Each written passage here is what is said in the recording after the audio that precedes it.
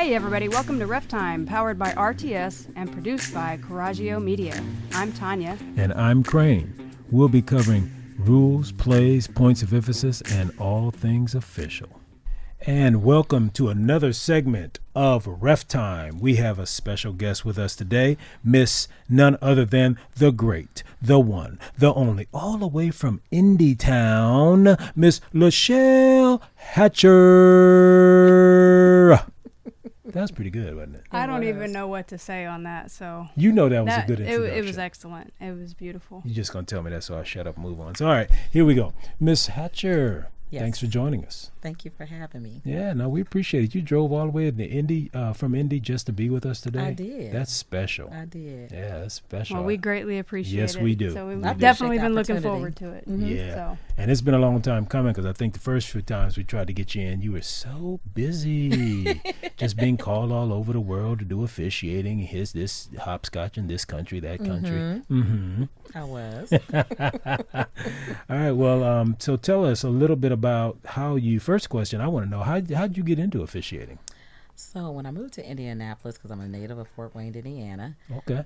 When I moved to Indianapolis, I was running a church league, a large church there that was located on the east side, and they asked me to run this church league, which was fine. All I remember is that I think it was like 10 minutes after 4, then 20 minutes to 5. I had 2 officials said they weren't going to be able to make it. So at that time, cell phones wasn't prevalent. So you had to, people still had landline phones. Right. And I was at work all the way on the northwest side of town, and the church is on the east side of town. So I'm thinking, how am I get in contact with 80 ladies in 40 minutes? No one had the cell phones, and they're all running through rush hour traffic trying to get to this location. So wait, let me ask you, so this was a women's league? Mm-hmm. Now that's interesting. I didn't know that. I didn't know that either. I was thinking men's. I was too. It was a women's league. Oh, we got questions later, but keep going. I'm not sure if I'm going to remember back that far, but nonetheless, I have. Let me push you. Move forward just a little bit. Okay. You have a soft voice like I do. I want everybody to hear everything you have to say. Go ahead. Okay.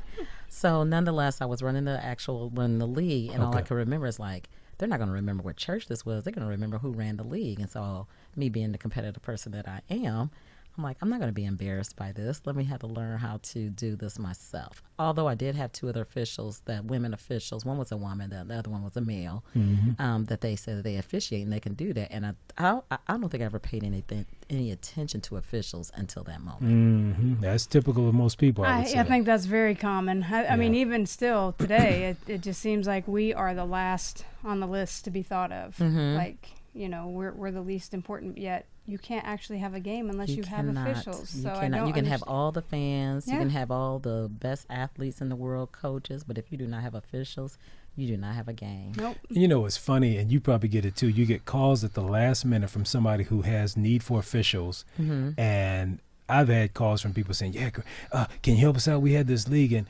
I forgot I had to get officials. I hear that on a regular basis. And I'm like, how do you forget you don't? But I think everybody just thinks about the players. They don't think about the fact that you guys have somebody govern the players. Right. Which is amazing. Yeah. So anyway, go back. Keep going with it. I'm intrigued by it. You say it's a women's basketball league? It was a women's basketball league. Is it still going? I'm no longer with that church any longer, so I'm not really sure if it is or isn't. What ages were they? They were grown women. Did you play in it? Absolutely not. I've never played basketball a day in my life. Really? And you're a top level official. How is that? I think when you just focus on your work and just try to work on your craft and just get better. And I never sought out to do any of this. It just kind of landed there. I was a single parent, new to a city, and I did not want to work technically a second job where they're taking out taxes and everything. So they said, well, and they sold me on the dream. They said, you can get paid right there, and you get some exercise, and you can bring your kids. I said, great, because I don't want to pay for a babysitter. So who sold you on this? There was a guy named Jeff. Okay. There was a guy named Jeff Simonton. Does he still officiate? He does. He does a little bit. I'm not sure how much he does, but he does a little bit. So how long have you been in the officiating game? So I actually received my license probably in 2002. I let it lapse, and then I regained it back probably 2005, 2006, and then 2012 is probably when I got serious about it. Okay. Got serious in 2012. So, obviously you officiate basketball. Have you done any other sports? No, have no interest. Okay. I got questions. So I do know, I mean, I've worked with you in the past, and you do the girls' side in high school. And I know that you do boys' side. Is that correct? I do. Do you kind of do an equal number of games throughout the year? Maybe more boys, more girls? Do you? I'd probably say it's probably about equal. About equal. It's probably about equal. And then I know this year was a big year for you. It was a big year for me. So tell everybody why it was such a big year for you. So it was a big year for me. Again, didn't seek out to do any of this, but I was the first woman to actually advance on the boys' side. So that's pretty, yes, and that's pretty huge because it's very difficult for us as women, first of all, to be noticed anyway, whether it's on the girls or the boys' side. And everybody always continue to want to help you until you surpass them. Yes, and then that becomes an issue. So I figure as long as you stay focused on what it is that you need to do, go in there, do what you're supposed to do, call the game, and then understand that you can't take any of this personal. I said, unless they talk about my mom or my kids, then we got a problem. I said, but aside for that, I can care less about anything else. Whoa. Yeah. Now, the comment you made about when they feel threatened, in better, I mean, that's just tight terms I use, but you basically said when you get to a point where they feel as though you're better than them, is that? I think when we start to elevate, especially as being women, then with me being a black woman, when we continue to elevate, and then we get more notice and recognition, there's always has to be a reason. It can never be because we were just good enough to get there. It has to be something else, either because I'm a woman, they need people, that's because I'm black. It can be so many other different things aside from just being good. And you think that comes from officials who've been in the game a long time and they may not have advanced as far, or they just feel?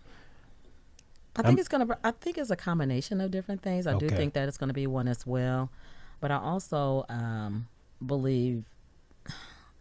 I'm really probably going to say it's probably going to be a combination of things. I just want to go back to that. I think so, yeah. So it's going to be a variable. So now, you being in the Indianapolis area, do you find that you guys are obviously cover a much larger range and you have more schools? Do you find, and maybe you can't compare this to anybody in place because you haven't refed anywhere else, but Tanya, being in Fort Wayne, a lot fewer schools, she's found she's had to travel further to get varsity level games. On the boys' side. On the boys' side. So do you think it's easier for women to get boys' games in that area because there's more schools to choose from? Absolutely not. Oh, okay. And so let me go back to what you said earlier about the travel. I don't do just Indianapolis. I actually go outside of there. I actually do games in Fort Wayne.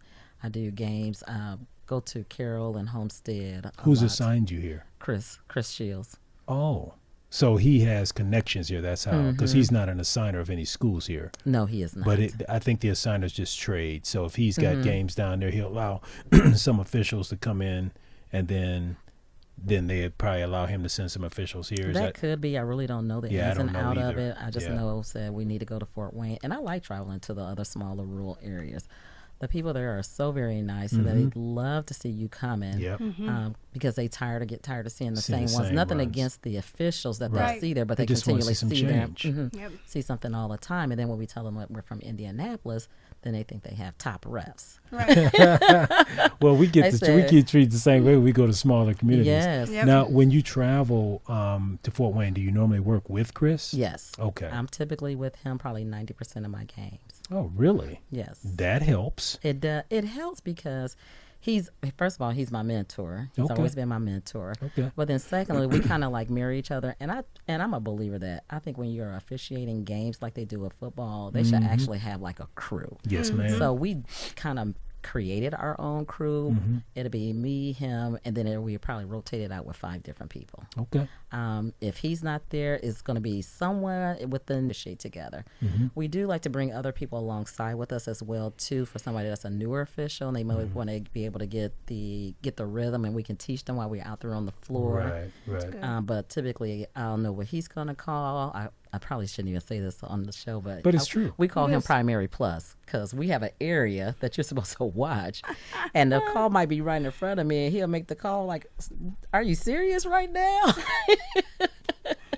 There's always those type of officials. He has his primary plus my area and your area. He said, "Hey, it was on my side." But what I do, it was coming out of my area, coming out, coming in. It don't matter. I'm like, why are you even looking over that's there? That's right. But you know what is good? You can laugh that off. That is what I was going to say. We have a primary plus on our crew too. I couldn't imagine who you're talking about. Oh, you're talking about Sydney, our daughter. No, she does that. Yes, she goes way outside. I've seen her work, and I know she does not do that. Laschelle. I've seen her work. Hey, ain't no fist bumping up in here. You know what? Our last few guests, you've been fist bumping a lot with folks, and I got issues with that. Oh, you know I'm sensitive, so don't be treating me like this. I'm sorry. No, you're not. No, you're not. Stop. So, but that's a good point, though. If you're working with a crew that you're comfortable with, you like you said, you know what he's going to call. You know he's going to come. What you say, primary plus. You know he's going to do it every night. But what I love most about that, and I joke about the whole primary plus thing, even though some of it's probably actually true, we enjoy one another. Yeah. The crew that we're on, who's ever in that mix, we actually have fun. We laugh. We communicate a lot. And we also let each other know, like, hey, you probably missed that one over there. And be like, hey, what did you see? So we actually still learn from one another as well, too. And we're very respectful of one another. And you can be honest within respectful. Absolutely. Realm. I think the three of us, me, you, and Sydney, we have that. And Tanya absolutely. and I, we do a lot of that, too. We'll go to different places. We'll take people along to develop them and help them understand how the officiating world works outside their own backyard, much like you guys do. What is your what would you say is your average number of games per season that you're doing now? Boys and girls together. Boys and girls together. And do you do any lower level or just varsity now? I do varsity, and I will do some middle schools, and I still will do freshmen. Okay. Now, I got so many questions. Why? Why do you do freshmen and middle school sometimes? Because I still have to learn. Okay. They want to see us. They deserve they deserve some decent officials as well. Yeah. And we still are learning. I still like to learn. We're the same way. We even went down and did some elementary games this year, believe it or not. And I had a ball. And we'll actually travel to do it too, just to get out of town. And it'll be kind of like a date night. We'll go out and like we've gone all the way down to Caston. And she fussed at me all the way. Why are you coming all the way down here to do Caston? I'm not. Because it gives people a different look. It gives us an opportunity and to get out of town. And it keeps us honest to work with the lower levels. It does. And they love it. And you can never be too big for the game. Exactly. I'm never too big for the game. I like looking at it. Like you said, you give you something different to look at. And it actually gives me a sense of appreciation as well, too. Yes, you're right. Because I remember when I initially started out doing those lower level games. And scared as scared off. Yes. And then when you go down to that level and you do lower level, you realize how you have to kind of balance things. You do, because you cannot call every travel. You can, because they will run with that ball. I'll be like, little Timmy didn't mean to run with that ball. Right. Yeah. They didn't even know what they were doing. But I think it also helps the administration and the crowd when experienced officials come in and do that. Yes. Because we'll explain to a coach who's upset, why didn't you call it? Well, coach, let me explain it to you. And then when you got a varsity level official talking to an elementary coach, I think we're kind of mentoring them as well, and they realize how the game probably should be called. And then when they go back to officials they're used to, who they don't think are as good, then they have a better understanding. Right. So I like to do that. I'm glad you guys are doing that. It tells us we're on the right track because we're kind of doing what you guys are doing. Yes. But I asked the number of games that you've done, and I didn't have a chance to let you answer. Last I remembered, I actually probably want to say in 2022, my average number of games was probably about 80. Okay. Now it's definitely going to be less, but I'm going to still get my number of games in. I don't think, I say this and I'm just throwing a number off the top of my head. I probably don't want to do no more than 50 games. Okay. I probably don't want to do no more than that this Why not? year. I just, I'm kind of just trying to wean out of it a little bit. I enjoy the game. I enjoy the coaches. I enjoy the atmosphere. I enjoy so much about it. What I do not enjoy is the fact that the hustle and bustling trying to get to the location where the games are at. I think I'm over that a little bit. I still love to travel further out. You know how sometimes when you're younger and you're much more hungrier, you'll go anywhere, which I still will. because once I get there, the schools make you feel so welcome that it's Right. worth it in the end. Right. And there are just some schools that I would just love to just donate my time to, just because they are so welcoming, and you can tell that they really appreciate that, the fact that you come out there. Yeah. So it's worth any amount of money that they probably could have given me. Yeah. Now I have a quick question. I want to go back to what you said earlier, that you said you advanced in the boys, on the boys side. For people that don't know what that means, explain that. So advancing is, so first of all, just breaking through, just getting into the boys is very difficult anyway, as you know, because there's more officials that apply for the boys tournament than there are for the girls, True. which is sad, but that's what it is. So when you're able to get to that level, so when you break through, there's sections to it. So you have your tournaments, you have your sectionals, have regional, semi-state, then state. So state is going to be the highest pinnacle for high school basketball. That's of the elite. So out of 6,000 officials, there's only going to be 12 people on the court, 16 people on the court. And that doesn't include the alternates. So that lets you know that out of all of these other officials, that some people selected you to advance. Right. So there's this voting system. So I'm a big proponent on not only coming to the games an hour early, but also making sure that how you show up in the room. So not coming in your leisure wear, but making sure, for me, I like to wear heels. So I'm always putting on some heels, like I have a professional job, but I do this on the side. It's as not well, because too. you're short, I'm sure. But go ahead, I'm sorry. That's partially the reason as well, too. How tall are you not, Miss Laschelle? I'm not 5'9". Well, I'm not even 5'5". oh, she went, I'm not 5'9" and went down to 5'5". Well, that's a lot. So when I'm on my heels, I'm a lot taller. I'm a little bit taller. I'm sorry. So, and I love to watch the fans, the players, when they see me come into the game, and the coaches or whoever else in there, they see me come in there, and they're not sure who I am in some places. So I'm just sitting off to the side, not mixing. Another thing, I don't sit on one side or the other. I just sit in the area by myself, or sit at the table. A neutral area, but when they see me, they're like, "Are you the ref?" I say yes. Or if they see me after the game and they see me getting ready to go out, they say, "My goodness." Yeah, that. Now, one thing you mentioned about the dress code. I know you had some thoughts on that. The dress code of coming in and dressing professionally before the games, carrying yourself in going to a neutral area, just being professional before, during, and after. Comments, Tanya? Not necessarily. I mean, that's just something that we've always been told, is to, represent ourselves professionally, have at least khakis, maybe a polo shirt on. I don't typically wear heels. I'm not a heel person. I am. So have at it. So It's all you. my definition of professionalism may be different than hers, but True. at least we coming in there, and it's not just based off the way you dress. It's how you communicate, and also what time that you show up, where you park at, how you interact with the crowd and the other people. There's so many different components to the professionalism that we have as an image. I'm not coming in there. Some men like to wear a business suit. I'm not coming with a business suit. I'm not doing that at all. And one of the professional things, one of the first steps is communicating prior to the game. Absolutely. Letting your partners know what time you plan on getting there, possibly sharing a ride. I mean, that's always nice. And then also communicating with the athletic directors and their secretaries to let them know, hey, I'm planning on being there. If the game's a 7:30 start, I'll be there between 6 and 6:30. She's very good at that. I Much think that's better great. than I am. I think that's great because mean, you I don't try want to- them being worried. Right. Correct. And then it's also a way to confirm, because I know he's driven an hour to go to a game only to find out that the game had been canceled and nobody told him. And I'm like, wow. That hasn't happened, I don't think, in the last couple of seasons, has it? But No. it has happened. But it has Yes, happened. it has happened. And that's just a breakdown of communication. And to be honest with you, I don't usually get upset because there's no reason. It doesn't change anything to get upset. Absolutely. I mean, I think the thing I'm most upset about when that happens is I was looking forward to doing the game, and now I don't get the chance to participate. Well, now in the you don't game. get a chance to do any game because you Right. thought you had a game and then you didn't, and you could have picked up a game. Absolutely. True, And- I'm kind of like you two ladies, just love being on the court, love being a part of the game. So when it doesn't happen, when it doesn't happen, I'm kind of bummed. I was like, oh man, I was kind of looking forward to running around the court and putting the uniform on.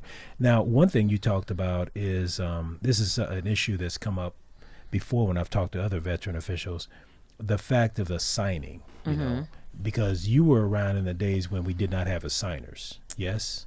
Or no? I think when I do remember a couple of different assigners, and you had to have a relationship with them. They had to know you. It's almost like someone had to vet you. Correct. So when I came and got serious, that's when Chris Shields had started his assignment. So for me, it was a perfect marriage. Okay. Because he was starting out his assigning, and I'm trying to learn. So I listened to him and took his advice on what I should do, what I shouldn't do. Now, have we had battles on and off the court about that? Yes, we have. But that strengthens our relationship as well, too. I agree. And, I had a conversation with a local assigner, and he made a comment. He said, and I must have come across like I was upset about the assigning situation. And I don't know what I said, but he says, well, you got to understand, assigning is here to stay, like it or not. And I think I said, I was like, well, I'm not totally opposed to assigning. I think I was making the point that I heard from another veteran, and they made a good point. They said they understand assigning, but at the same time, they were around when I was, when assigning was not a thing. You had to have a relationship with the AD, the coaches. You called and got your own games. And yeah, I know that day is pretty much gone. But the one guy made a good point. He goes, when I used to get my own games with me and my crew, like you talked about, he said, we would go to a school and we'd see it every year, once or twice. They would schedule out 10 years. Yeah, They not would. 10, not and 10. they had paper Not, They didn't do contracts. not 10. 10? No, Okay, I think 5. they would do out. 4 and 5. I saw 3. I Yeah. saw 3. I had some that did 3 to 5 years out, but he made a good point. He said, since the signing system has come along, I haven't seen these schools that I used to go to on a regular basis. I haven't seen them. And he said, I'll see the ADs out at a restaurant or something. They say, hey, when you come back to my school? He said, well, talk to my assigner. And he said, well, I have. And the assigners, for whatever reason, put people where they feel they need to be. They do. Yeah, there are plenty of schools in Fort Wayne I have not seen in years. Yeah, and the same with me. I mean, and I just tell people when we're training people, I'm like, look, I don't even bring that up because newbies don't know anything about that. But I'll tell them, look, you might want to make a relationship with this person. And I don't tell them to stop at assigners. I say, if you make a relationship with this coach, make a relationship with that assistant coach and that AD, because they may be able to talk to whoever assigns for them and get you in there. Oh, yeah, I didn't think of that. Yeah, do it. I mean, to me, it's still a personal, like you said, professionally personal relationship that we to me officiating is all about relationship. And I think everything changes. So to say that assigning is here to stay, well, you're right. It could change. It could change. I mean, ADs can finally, they can look at it and say, you know what, we want to get and there are still schools out there that the athletic directors still bring in their own officials. And that amazes me because that's a lot of work. It is. I hear that it is. It is a lot of work. So I'm with you. I do agree with you. I don't believe assigners are going to be here to stay. Yeah. I do, because I believe the IHSAA, and I may be speaking out of turn or whatever, they really want to put that ownership back on the ADs. And even though you have an assigner that assigns you a game, once you accept that game, that contract is between you and the school. Thank you for saying that. The assigner is out of that picture. Exactly. They're supposed to be. You are absolutely right. They're supposed to be out of it. They're supposed to be, yeah. So there's pros and cons to having a signer, and then there's pros and cons to not having one. Correct. Yes. For me, it's been worthwhile. I would not have been on the platform, been exposed in the areas that I have been exposed to had I not had that assigner and that mentor for me. But I think that's also, Laschelle, I think that's one reason I encourage people to get into officiating, because there's so many different avenues one can take once you get involved. You've only done one sport. Yes. We do multiple sports. Our mentor, Clark Hamilton, who I love to death, they got us both involved. Clark has done a ton of different sports. Oh, he's done everything. Yeah. Basketball, football, soccer, baseball. softball. I don't know if he's done wrestling. I don't know. I have to. I can't remember. But he's just done a ton of different things. So you say you're But weaning. you could always transition over to volleyball, you know. I've been told that too, but I just don't. You don't think you enjoy it? I've been doing basketball for so long. I love the speed. Mm-hmm. I love the true athleticism with the boys and the girls. Mm-hmm. Do you think girls basketball has come a long way?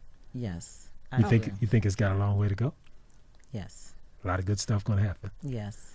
But you're weaning yourself off, so you won't even be around to see it. You're killing me here. I don't even want to talk about that. Okay, let's just that hurts my heart. Like, she's trying to leave the. She's trying to leave the fold. You're making advances. You know, you're making breakthroughs that, you know, no other woman has been able to do in the high school level in Indiana.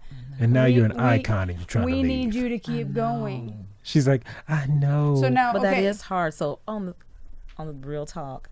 That is difficult. Yeah. That is very difficult. It's almost like it really want to bring tears to my eyes because I don't know what young girl, what woman, even if they're not looking to officiate, just giving them and empower them to not stop doing whatever it is that you want to do. Because you weren't looking to officiate. No. And look at where you are. I was just looking to get some extra cash. So have you thought about instructing? Just recruiting and instructing?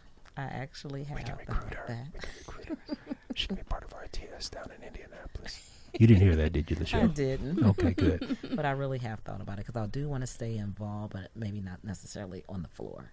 And we seriously are looking to advance referee training school. And we've looked at Indianapolis. We're looking at North Carolina. We looked at Atlanta. We've got people in Reno, Nevada. So the concept of recruiting and training is needed, as you know. Talk to us about that, Miss Laschelle. Talk to us about it. Recruiting and training, how necessary is it? So it is very necessary, and we all need to do our part in trying to recruit and uplift and empower the next generation because we're not going to be here to stay. Amen. They don't want to continue to see people like us, and when I say like us, some of the senior ones continue to be on the floor. We want to be able to bring in some fresh eyes. I say some fresh legs because my legs, they're going to give out. I look at it as a sort of race for me. Like they're not going to beat me down the court, so I'm pumping hard to go running. She sounds like Sydney, our daughter. That's exactly what she says.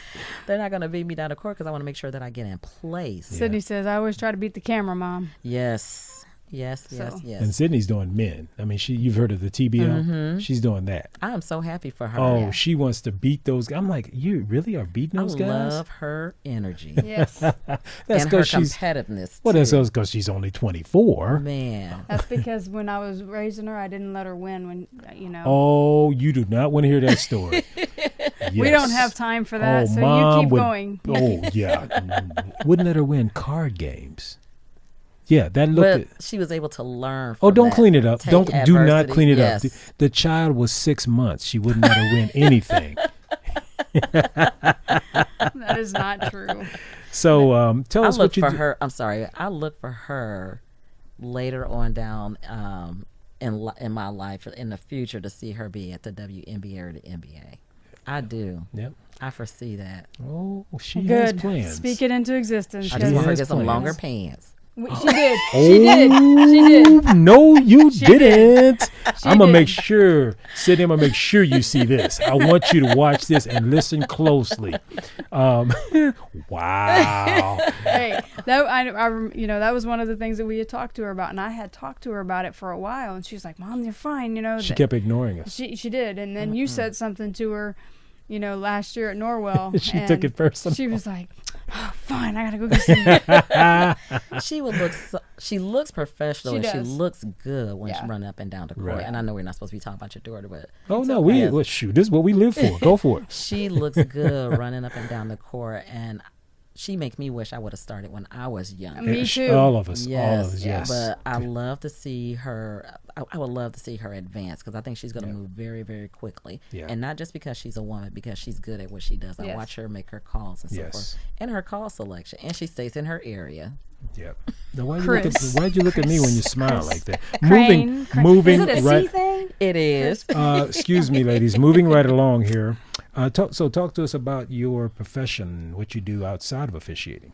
So my day job, the one that pays me, I am a director of Director of Human Resources at a home healthcare agency. Ooh, big wig. Big Cheese, the higher end fire gal. But I do believe that with basketball, and also within my profession, that there's some transferable skills that I was able to use, especially when it comes down to communication, being able to diffuse some issues, conflict resolutions, and so forth. When emotions are running high. Yes, because the coaches, they'll get upset, or even sometimes the players may get upset. And if they're talking to me like they have some sense, then I'll respond back to them. But with sense. Yes, but it's very rare that I have to say anything to anybody, because they know I'll give them a look, or I give them a hand, like, hey, I done had enough. I don't have any issues out of any of the players or the coaches. Now, I understand when their feelings, because their emotions may be high because of the play, the atmosphere and all of that, but I'm not the one that's going to get embarrassed. Right. Pet peeves. What are your pet peeves about I officiating? wanted to ask that question. Please, ask the question. Do you have any pet peeves? That's very good. You just professionally took that. I like that. Pet peeves, one is probably calling in my area. I say that, but if it's calling in my area and I'm right in front of it, I can understand if something came out of my area and is going into yours or whatever. I'm okay 3 feet in front of me. Let me get that. Right. So how do you handle when Chris does that? I look at him. Does it stop him from doing it next time? No. It stops him during that game. But then he goes to sleep, and then we go to the next game, like and then I forgot. He like, I got to get one. Then he'll be like, if I'm down low on the baseline, I'm the lead, and he's in a slot position, and he's making a call. He'd be like, it was on my side. It was on my side. My side. I'm like, are you for real? I just want him to run the tape back. I'm just saying, when y'all coming back up this way, you got a game at Norwell or Carroll or whatever, if you need a third, I would love to work with y'all. That would be awesome. So, yeah, that would. I'd love to come watch that. If we can get Chris to, then we'll both be looking at each other. So how often are you and Chris working with another female? Not often, probably 0.01%. There's not a lot of the females. I've had the pleasure of working with Ashley I and love Kenya. Ashley. Yes. I love working with those two. Actually, the three of us had worked a game at Marion, their tournament they had a couple years ago, and the three of us were on the championship game, I think. Yeah. And I remember that. then we didn't get back, and everybody loved it. Like the crowd and everybody, they were all like, "Oh my gosh, 3 females!" They do get super excited. Yeah, about they do. That. Yes, and I think it's great for the girls. It is. The girls need to see women out there officiating their games. Yes, not just one sprinkled here and there. Yeah. Yes. But my thing is, I want to see you guys do more boys games. Yes. Boys and girls, Yes. because I definitely agree with you. It needs to be seen for the women. Unfortunately, the way society is also, it would be great for us to be 3 women on a male game, but we all have to be prepared for what's coming behind that, because they're already going to question us because we are women. Like the game is still the same if it's male or females. And like Tanya always says, the rules are the same. The rules are the same. They're just players. Yes. I really believe that girls play smarter I than the agree. boys. They execute their plays a lot better. Yep. The boys, they're just a lot more faster and athletic. And they're sloppy. And higher. Obviously, they get above the rim. They do. So I have to make sure. That's one thing Chris always tell me. Open yourself up. He said, because you're down here. Then I made a call one time, and they didn't know where I was at because I was so short. That he said all he saw was saw my little self coming between the players. So I got a foul. You parting the waters, huh? I did. And I've been chastised before by saying the boys' side is sloppier, but I think I'm comparing it to when I played, when our son played. The game has gotten sloppier because it's trickled down from the NBA level, and everybody wants to see these kids do what the pros are doing. And I'm going, but the rules are not the same. They are not. The gather step in the NBA, we don't have that. I mean, it's just little things. And there's as so officials. many illegal screens in the NBA Amen. that they do not call. Well, how about all the illegal screens that they don't call in the just college level? Yeah. True. Very I true. mean, Yeah. So we have to influence you to get Chris down here. We need to get Chris on too. Oh, that would not be a Yeah. problem. I'm Because- actually going to call him soon as this is over. Yeah, because if you had a chance to come in and trounce him, I think we need to give him equal opportunity to trounce you. It's just a referee to love thing. no. See, that's Oh, not how when I that's said gonna that, the roll. look on her face was like, "No, I'm not calling him now." We're He- not- Absolutely. He doesn't get to come We're here. not doing that. No. She That's trounced not, him? No, she didn't. She just spoke what happened. She Yes. said that he is. I What spoke the truth. would you say? Plus, what was that? Primary. Primary. Plus. That's your new name too. Yeah. You have not even seen me do that. How can you I just heard stick? enough. Oh, she does it. No. I don't believe that. You know what? This woman power thing is about to end. We're going to have to end this. This is why Chris won't work with two females. I do, and let me tell you, it's challenging. Actually, I've enjoyed it. All right, so we're gonna get ready to wrap up. But on a last note, question I have for you is: do you have any? Obviously, breaking through on the men's side or the boys' side. Not really men. Breaking through on the boys' side. That's a huge. Undertaking. Yes. Achievement. I guess. Achievement. Yeah. Are there any other highlights of your career that kind of stand out that you want to share with us? I mean, besides being on the show with me. I just want to say the whole entire journey has been awesome. Yeah. There's times when you thought, I'm sure like you thought as well, that you wanted to quit, and you're glad that you didn't quit. So I would say, I don't know why I feel like I'm getting teary-eyed. I must be getting soft in my older age. But just watching the journey from where you started to how you transitioned to where you're at now. And all of the different challenges that you had to face that you never thought that no one would ever really see you. So then now that I'm being seen, it's almost like I'm getting my flowers right now. So Right. of course, I always know that there's always going to be someone out there who has something negative to say, but I feel like that's part of the territory. That's part of continue to elevate. So, and I'm okay with that because that's just a little weed down there. Yep. Well, and this for- word comes to mind when I hear her say all that. Growth. Growth. Just that's some And serious for all growth. of you that are wondering, if you've seen her, does she look familiar to you? If you've walked through the high schools or the middle schools and you've seen posters from the IHSAA, yes, this is That's Laschelle. a great shot. That They got was. you It in is mid-stride. fantastic. They And she's just did. looking. I'm like, Yep. oh, that I looks did. so athletic. Hair flying in the wind. I was getting ready to make a call, probably.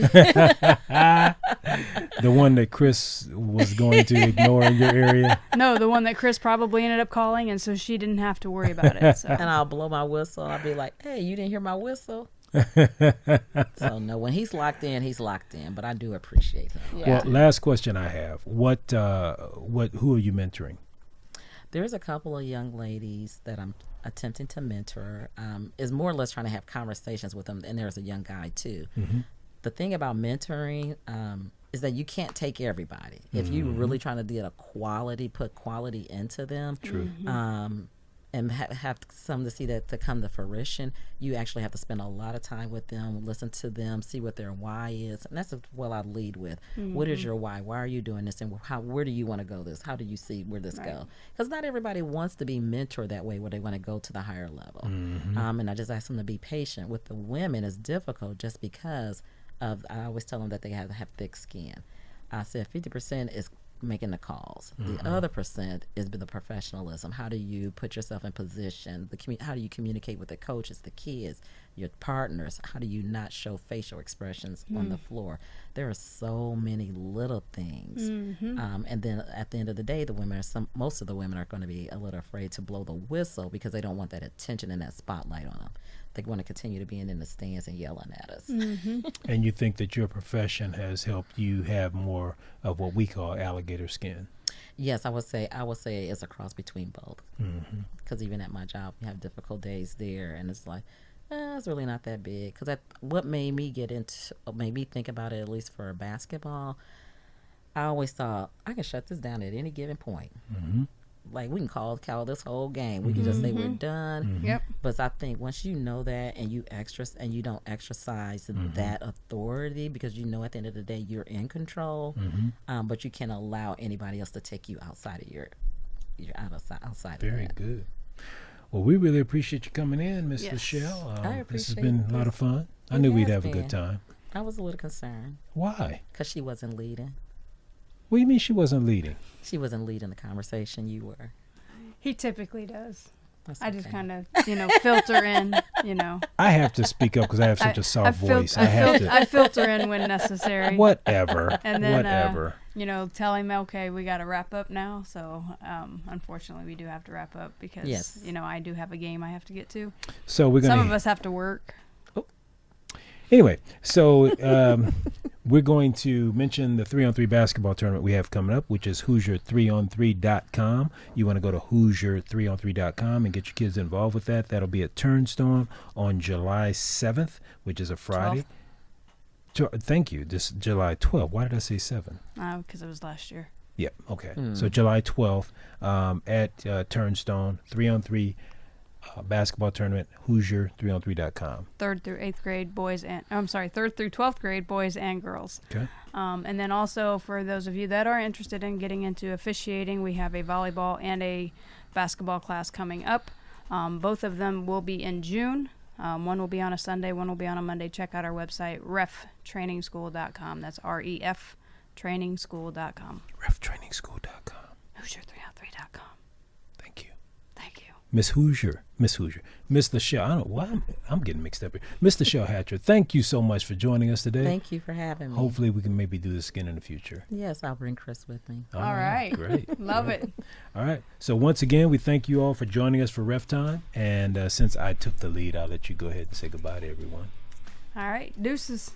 No, you No, didn't. I'm just kidding. All right.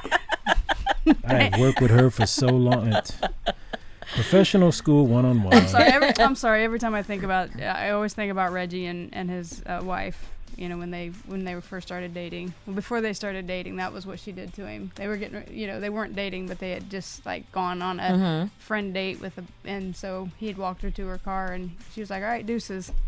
And she said deuce, what? What is? Anyway, thanks for joining us, folks. Thank Take you guys. care. Thanks again for listening to Ref Time, powered by reftrainingschool.com and Hoosier3on3.com. Produced by Coraggio Media, Ref Time is recorded in WELT Studios in beautiful downtown Fort Wayne, Indiana. To join RTS, visit reftrainingschool.com. Please like, subscribe, and share with your friends. Until next time.